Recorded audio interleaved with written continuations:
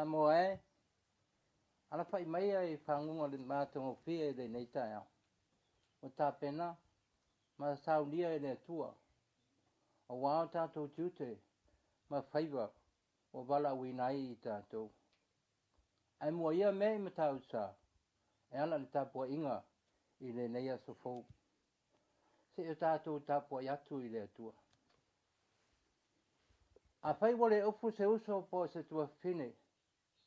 Wale ai fo i sana mea e ai le aso ma le aso. A whai atu so o tau ia i lātou. I nā o tau ia malimanuia. A wale fo i atu se mea ia te i lātou. E tu sa ma le aso. Se alo nā o ngā. Si o tātou te talo mo le ngā ngā. Lo mātou atua siri siri e se. O laua fia lava o le ri o le manu malo. O whaapea o na mātou manu malo ai le nei Taeao. O whaaria le mātou o fia o lo manu malo. I lo mātou wala whai mai. I le aso fou. Ma le malosi o a whaafowina mo le nei aso. Whawhetai wa e whaapupula pea i mātou. Ia urua i mea alofa. Mo le tangata i le aso ma le aso. O mātou mafuta e momori le anganga o le whawhetai. Ma le vi inga i lau fio i le nei Taeao. Ai mei se rutu ina atu pea o lo mātou wola. O mātou ngā luenga mafuafuanga uma whale tangata i le nei aso. Iau au alofa, mo awanga le lei. E te lima taitaina, ma mafutaina i mātou. Ai sira fia lau fio lo mātou whatawa. Mātou te mua i wala awa i pea. A wina maia le anganga lau fio e taitauloaina. Mafutaina la mātou sauninga ma le Tapua'iga a whaia nei. I ua i pea mea umalava i le whaasilisirina o lou lava vi inga. E ala atu lava ia Yesu, lo mātou ali i ma le whaola. Amen. Tātou vi atu i le atua i le pese valu sefulu ma le tasi.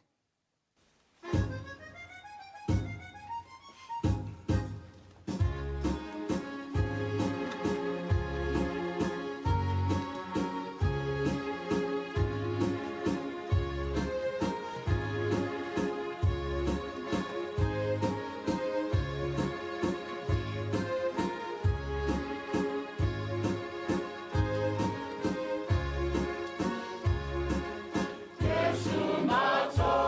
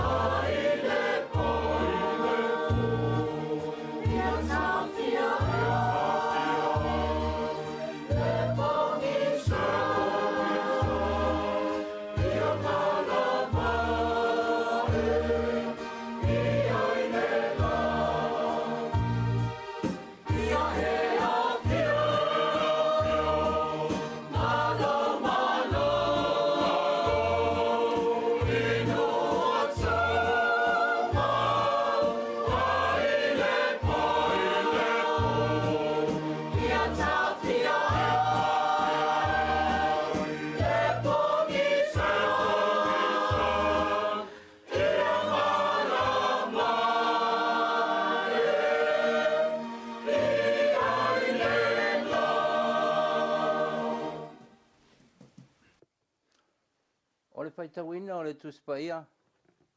Ma wale tusi whaitau mo e tātou i le nei Taeao. Mai le tusi le whenga fōu ai a kopo. O lona mantau po e lua. Ai tātou te whaitau e pei ona māsani ai. Mai le whai upo e se fulu ma le whā. Se ia o le se fulu ma le fitu. Ia kopo. I lona mantau po e lua. Tātou whaitau pe aua wai. Mai le whai upo e se fulu ma le whā. Se ia o le se fulu ma le fitu. Uni isi nei o a fionga pa ia alo tātou atua. O usoe, se ale au ngā pēr whai mai se tasi. Wai a te au le whātua atua, ai le ia te ia ngā luenga. E ma whai e le whātua atua, o na whaola ia te ia.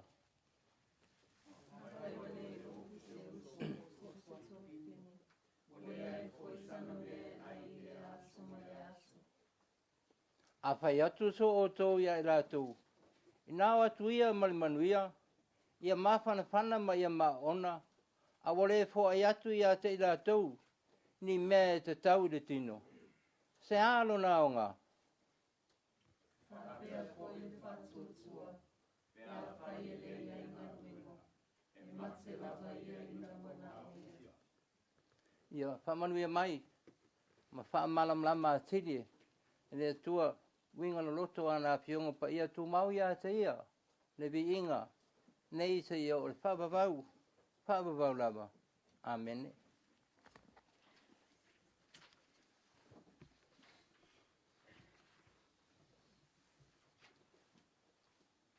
O le launga.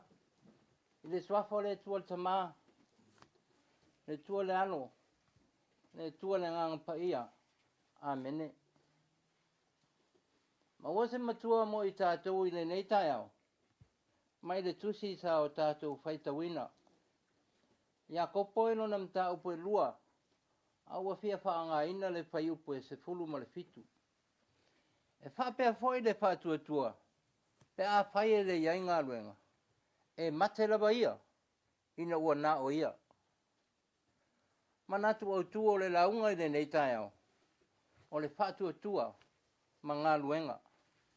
Faith and works. O le whātuatua ma ngā luenga. O mea alofa fua ina fua. Ale atua mo le manuia. Ma le ola fia fia o lana tangata. I le neiso i fuanga. O le ano whale la lana mea alofa o le whātuatua. Ina ia mawhai e le tangata. Ona whaatino lona whaiva. Tau si mea mo le tua e leo noa. Whaiva tau si mea. E tau si ele fina ngalo pa ia o lea tua. Ona tiu lea. Ma sapi i manuia sautu o lasi o lea tua. E pei ona whaamatalaina. E le tusi tala le au e peru. O le whātuatua.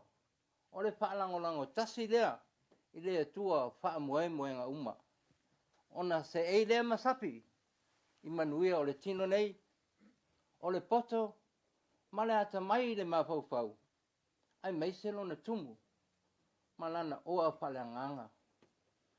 E pei o whaamanuianga. Na la e eile to ino upper amo. Ona le tu mau mo le mawaa. O lona whaatua i le atua. A o se whaatua lava. Na whaatino ina. I ngā luenga e to mua iti ngā. Ai whaipua ngā matui tui. Ma le onga. Ma ona pale la e. A le ase taua. O le ngā luenga i le whaatuatua. O ngā luenga. O tāleni ma ngā waa ia. O whaasafua mai e le atua. Ina ia mawhai e le tangata. O na whaatino le whaatuatua. Ina ia sangawi i ai le atua. E leo noa. Peitai. E iai tu ai ngā whaatuatua. Wa maita wina ia kopo. Wa fia tele le toa tele. E whaatino ina. Ma o lai le aso whaiso. O le whaatuatua lea. Wa lawa lungai upu. Ma whaamatalanga. Ai atu atu loa ino na whaatino ina. Ma lona ola ina ia soma.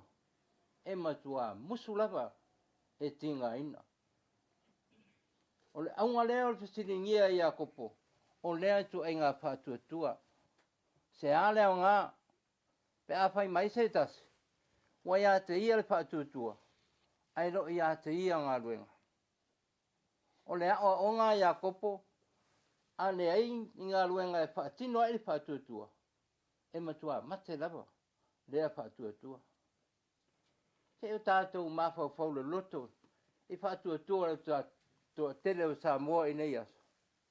Na ona maua lava, o sina wanoa e whaari ei sina i loa. Tātou whaalongo e tu loa, se ua whaalo i nau, ma loo ainga, mai le tele o mea whaale loto.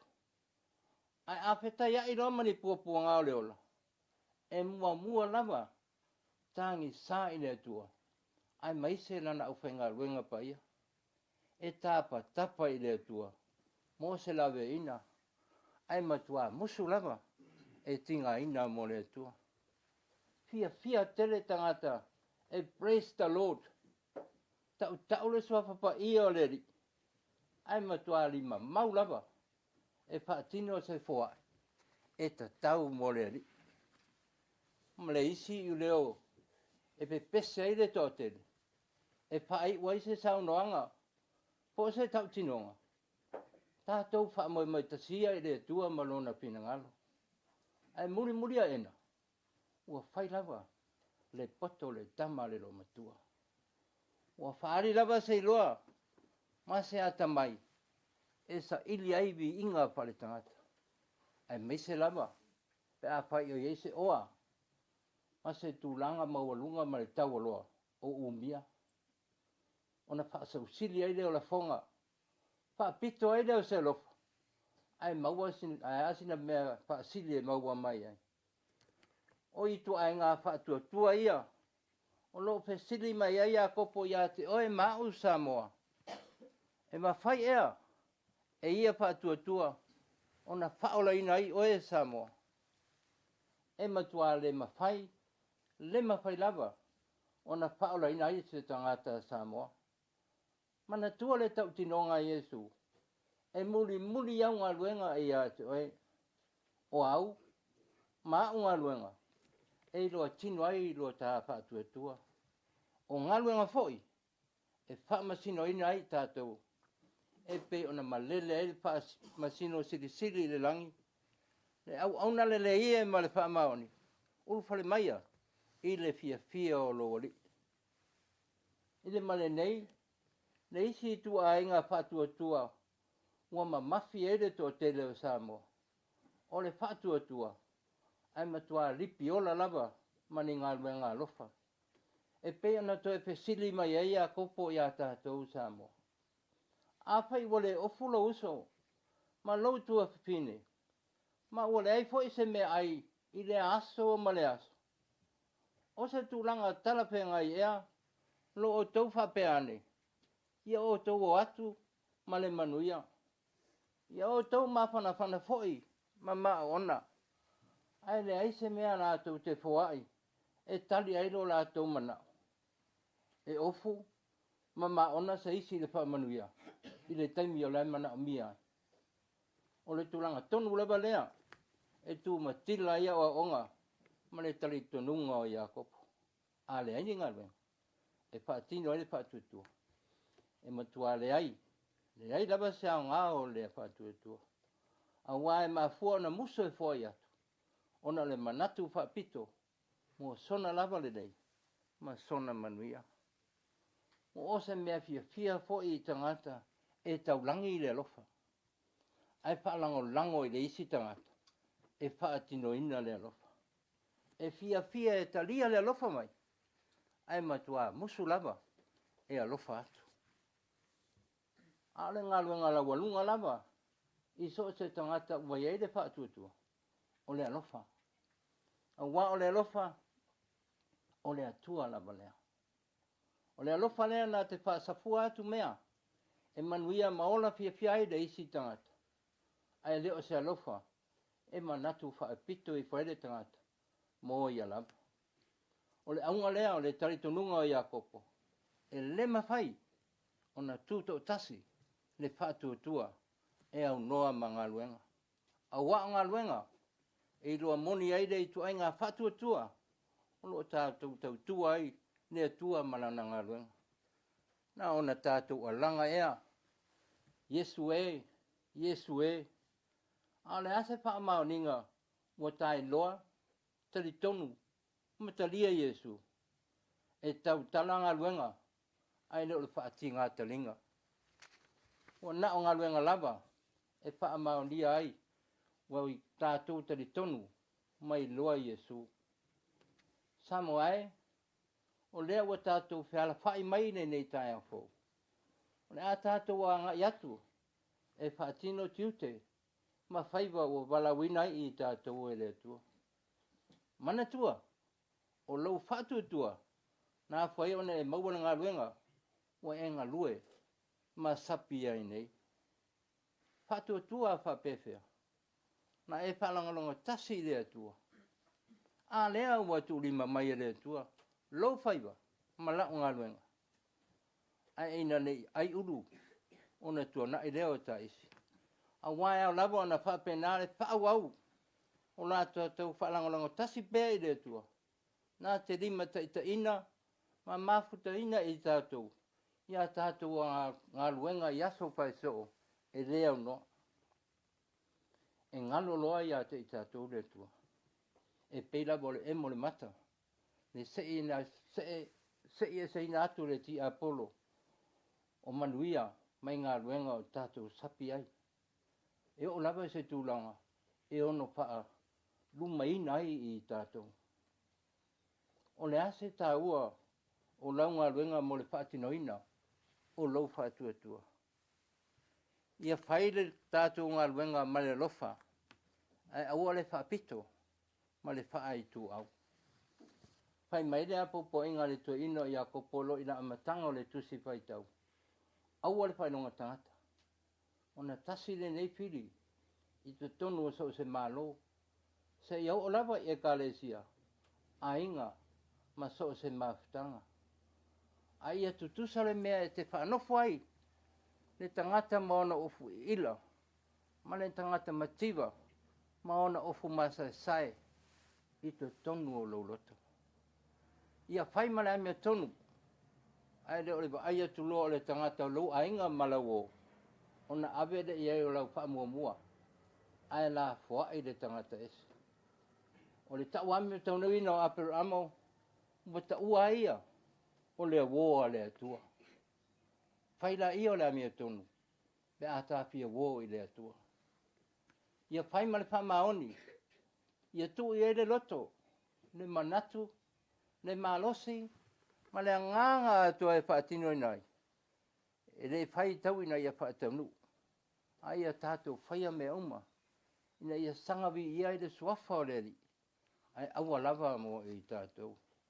O le ano whale atoa lea, o le awa onga ma le tarito nunga o Iakopo. E matua mate lava le whaatua tua, pe a le aini ngā luenga e whaatino ma ola ai.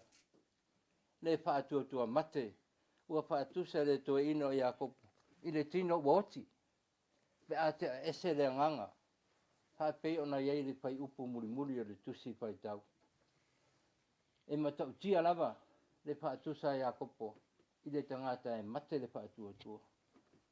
A wā o aia fia sa wali atu, ai whaalongo atu le i uleo ua whaapea mai, se iwa ai atu le tangata oti. Samoa e, o le atunu ua lau iloa i lau whaavai. E whaavai i le atua Samoa. O le tūlanga moni lava, o anō tātou tau langi i lau ngutu maupu. A o lona paratinoina, ma le ola ia so uma. Ua matua i mau lava. Ua le ai se ola matau i le atua. Ona o le ola le whaamaria ina. Ma telefo ina whaavai le ola o Samoa. I mea whaale narolangi. Le sairi ngā mamalu, ma le sairi ngā vi inga whaale tangata. E le anga, tamau a inga, ma tō whinga tā ua, ua maua le tangata. Ona whaamarianga ia mai le atua. Ai ala ina leanga, ona o whaamua lea, ai tiai i whafo le atua. Whainga tā te le ona tātou tūla ese, mai o tātou no whoa vai le loa, e whaatino te ngā ruenga alofa mo le tangata mawhatia. Ua fia maua se mapsang. Whapei o na whaia Yesu, no tan tu ua lo na nofo ali mamalu. Ai fio ifo, e whaatino le ngā ruenga alofa mo tangata uma. Na ia manu maloa iai, i mea lava o i le lalulangi. O le manu malo fo i lena, e fina ngalo le atua, tau te ola manu malo ai. Ma ia mawaa i bera le whātua i to tonu o tātou tangata lilo.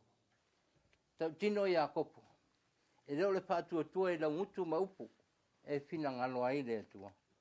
A o le amio, ma ngaluenga le lei, e atangi ai le alofa, a mia tonu ma le whaamaoni. Na pesiri la uso, o iane le papatiso i a Yesu. Po oe ea le mariu mai, pe mātou te whaatali i setas. O le ale tali a Yesu.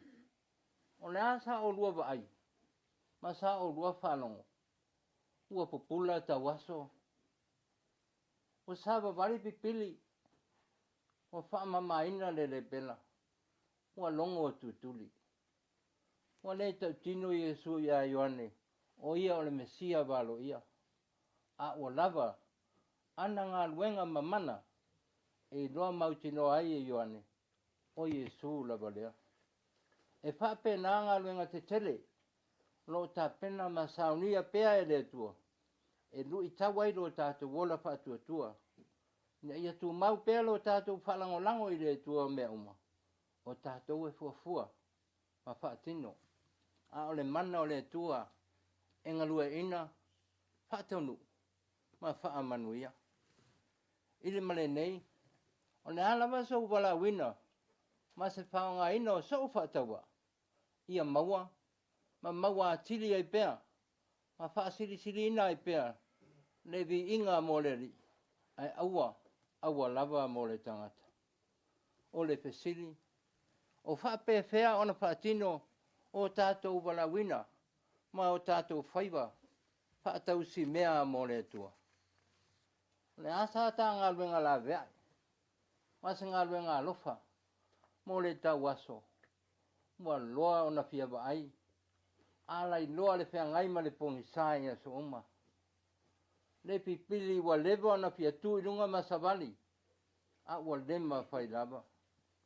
Ai ale le pela wa tangata e sea, mua le eise mea nofo ai, o na o le mai.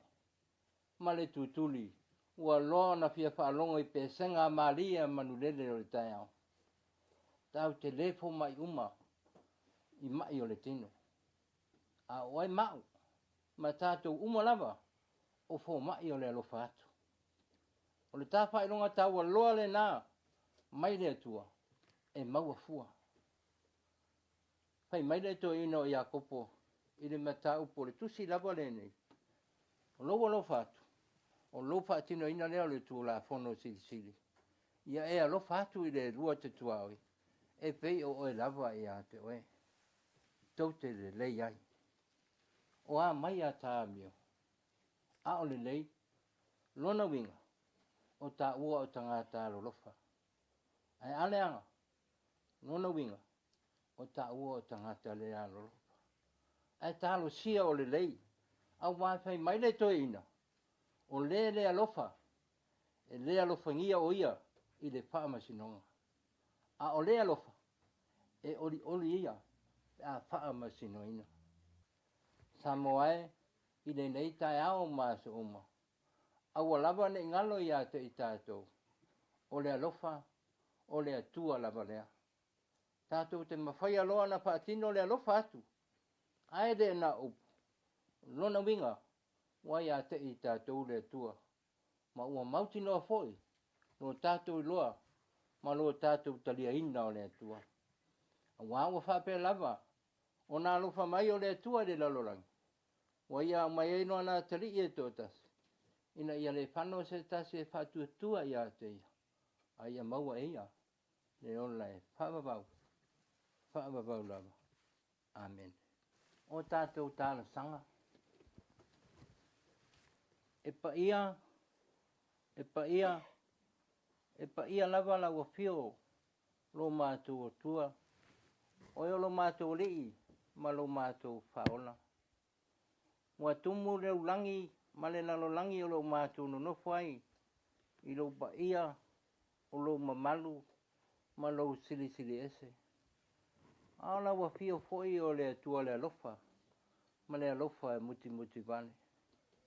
E whaalia pea lo alofa, ma lo angaleleia te i mātou. I le aso, ma le aso, awa e te whaapopo le aso, i lo mātou ola. E te whaafowina lo mātou malosi, i le aso ma le aso. E whaatino ai a mātou whi au mangaluanga, wa e wala au matatofi ai i mātou lo mātou tama. Mātou whaafetai lau pule whaasoa, o lau whaamanuia, e a wala ese mai mo Samoa. Whaafetai le file mu, o loo mawhaina hola i pea o mātou tangata. Tangata umatama. Whaafetai lau tusipa ia, e oina mātou au tatae whaitau. Ai tu mau pea leo ngā, e lima taita ina ai lo mātou ola. Ia so lava lo mātou ole i whaola. Whaafetai le wanganga pa ia o lo mātou whesoso ane siri lava lea. A wai ei taimi o so whaia ai mātou e le ri o le laulangi. Ai whaafetai le whesoso ane o lo mana pa ia, o lo mana ma lo wanganga pa ia. E whaapena o na lawe ina ai lo mātou ola. Ina ia auane i manu malo le ri o le laulangi ia te i mātou. O le whaafetai e whaasiri nā pea, i aso lo mātou ola. O le whaoletanga e ala ia Iesu. I lona maliu ma le toe tū manu malo mai le sātauro, ma le tuunga mau mātanga. O mawhai ai, o na toe maua lau tangata, le whaoletanga lo mātou tama. Ai pangalea le tele o lo alofa ma lo wanga le lei. Awa whaapena foi, o na tele atuai o mātou masa sei ma o mātou leanga. I luma le sila panga pa ia lau fio. O na mātou te talo ma le nganga whaatau anau. Alo whangia whaamangalo i mātou. Whaamangalo i mātou lo mātou ola tusi lima. Ai mese lo mātou ola whaasau sili. Ini upu mātou te tau te talai. Ni la fonga mātou te lafoina wā fia inisi o mātou usu atangata. No mātou ali i whaola. Whaamangalo i mātou. Whaamangalo i mātou le whaatumutumurima o sa mātou tautua i lau au malau ngā luenga. Whaamangalo i mātou. Mātou le loa whaatino le alofa lau fio e pe ala ia Iesu. Wa mātou matau wa mātou lima mau. Wa le mawhai o na mātou walo lofa i uso atangata. O lo mana o mia la mātou whesoasoani. O na mātou te talo ma le whaatau anau i luma lau fio. Anga le lei lau fio lo mātou tama. Ui mangalo o mātou se uma. Msausauina o mātou tangata. E ala le toto i Iesu. Ala mātou te talo i le nei Taeao. Mātou la fua i bea, lo mātou wola i au alofa mo au angalei.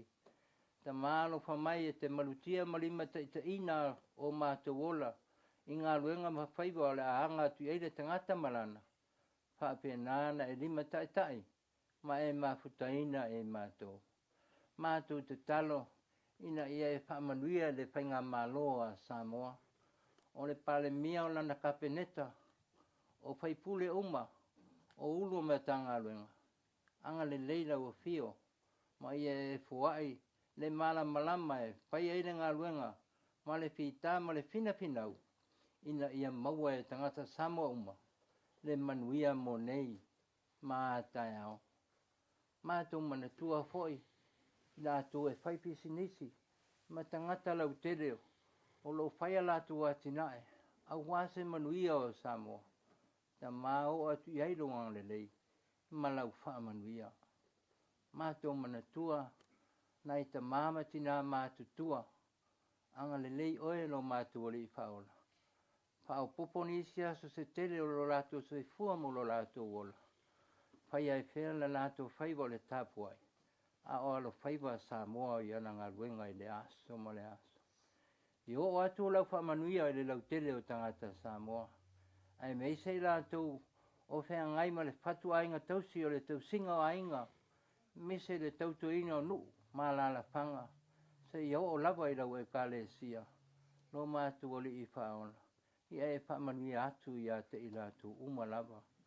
Mātou manatua e o fia maua le fisoasoani ona o tau mia ma fatia ona o sawanga. Anga le leila wa fio lo mātou o li I whaona. Fisoasoani atu ia te ilatu lo mātou tama. Ia anga le lei mai ia te I mātou. O afu whanga umua pare tangata le aso. Whapena e mafutaina lo mātou o li I whaola. Mātou te talo, mamana tua pere la langi vevesi lo e tuai.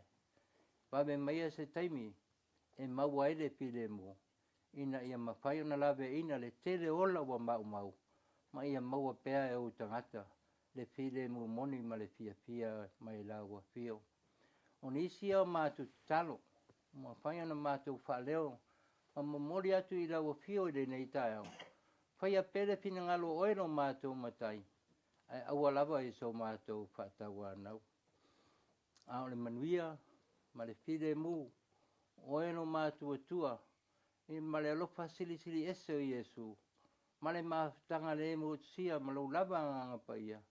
Ia I lunga leo Samoa, ma tangata whatua uma o le lalulangi. Nei, se ia o le whavavau lava. Amen.